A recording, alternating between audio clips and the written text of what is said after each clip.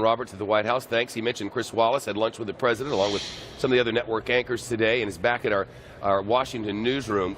This matter of immigration, there's news here, right? Oh, absolutely. And let me just put this in a context. I would say it was a kinder, gentler Donald Trump that we saw today, and that one of the very first things he talked about when he was discussing his speech was the idea of unity and reaching out to Democrats and talking about areas where both sides can work together.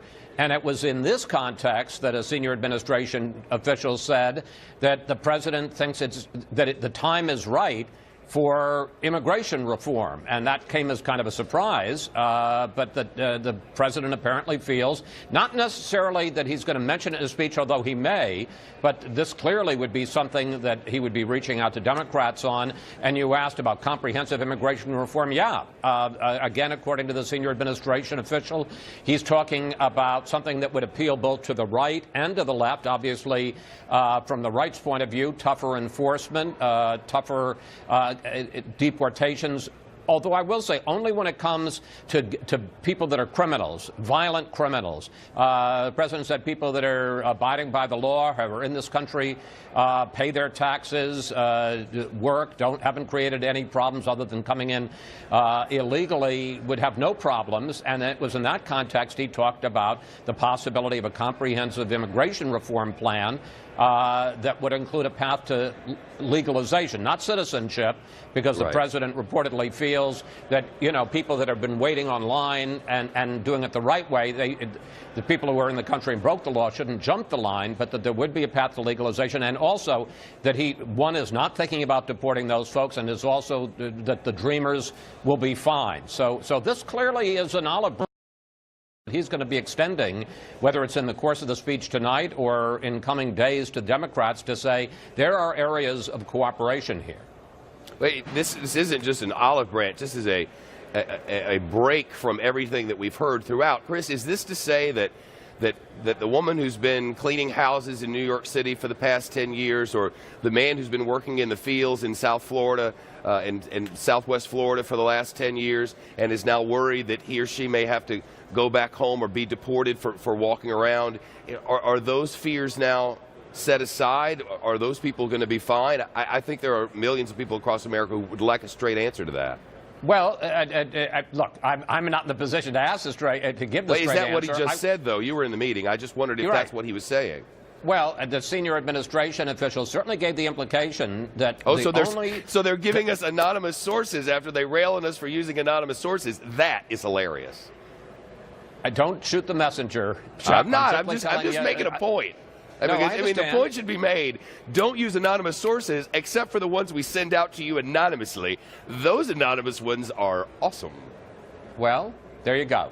But go ahead. What did today's anonymous source say? I know how much you like it here. But in any case, the clear implication was that that people who have not broken any other laws in this country are going to be fine, that the president has given no thought at all to deporting them. Well, that sounds like exactly where we were a year ago and 2 years ago. That's no change that I can hear. I mean, that's how things have been for years. After all, you let these people in the country, they do work Americans don't want to do. As long as you act right and don't break the laws, you're good to go. That's how it's been. So what's the difference? Nothing.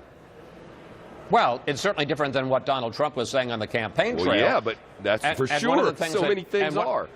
And one of the things that this senior administration official said is he believes that there needs to be a softening on both sides. There needs to be a compromise on both sides. And clearly, and you got to remember, Donald Trump always talked about this in terms of a negotiation and staking out positions and then negotiating down. So perhaps, and I don't want to get too far ahead of what we know, but I don't want to get any far ahead of what we know. But perhaps that the hard line was an opening negotiating position. And yes, he's not going to back off at all in terms of trying to get criminals out. And I think he's more aggressive than Barack Obama has been in that front.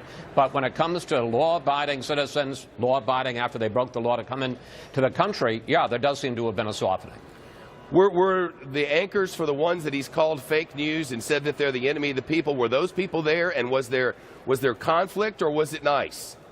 No, I would say that as I say, it was yes. The answer is everybody from all of the major networks, including some that he is accused of being fake news, they were all there, and it was utterly companionable and hospitable and warm and intention. I mean, people were trying to get news. People were trying to find out what's on the president's mind. And he was, and there were no fireworks at all. And in fact, I thought to myself, if people could see this president, who is different in private than he is in public. I know he is, but that's not what he wants people to see, Chris. He wants people to think there's a major war against organizations that are reporting facts that he doesn't like. But when you're in the room with him, it's all good.